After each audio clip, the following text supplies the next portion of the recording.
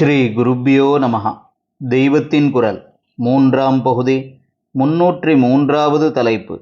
நவநீத கிருஷ்ணன் வடபத்ர சாயி. தொடர்ச்சி. பீஷ்மமுக்தி பிரதாயகாய நமஹ என்று அவருக்கு அஷ்டோத்தர சதத்தில் அர்ச்சனை பண்ணுகிறோம். ராமர் கூடத்தான் ஜடாயுவுக்கு மோட்சம் தந்தார். ஆனாலும் முகுந்தன் என்றாலே கிருஷ்ணன் என்று ஏன் ஆக வேண்டும்?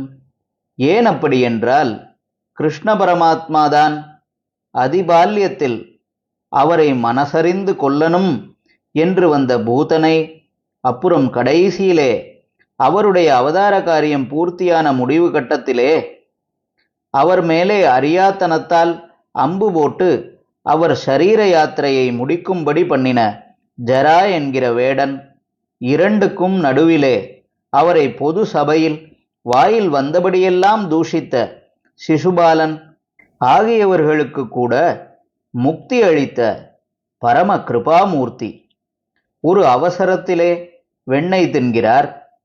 மிருக வர்க்கத்திலே மிக உயர்ந்த பசு தருகிற பால் காய்ந்து, அதாவது முதிர்ந்து தயிராகி, அப்புறமும் கனிந்து முதிர்ந்து கடைசியில் நவநீதமாகிறது. இதை ஆகாரம் பண்ணுகிறார். ஆகாரம் மாதிரியே சயனமும் ஒரு ஆதார தேவை.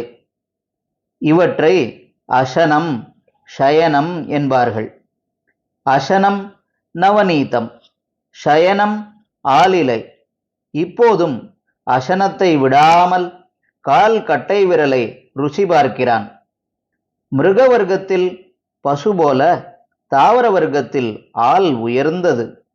நெக்ரோதம் என்பதும் வடவிருக்ஷம் என்பது போல அதற்கு பெயர். சகசிரநாமத்தில் நெக்ரோதன் என்பது மகாவிஷ்ணுவின் பெயராக வருகிறது.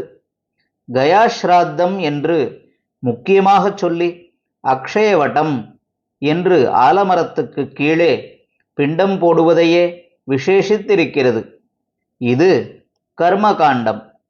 மௌனத்தினால் ஆத்மாவை அனுபவிக்கும்படி அனுகிரகிக்கின்ற தட்சிணாமூர்த்தியும் அந்த ஆலமரத்தின் கீழேதான் இருக்கிறார்.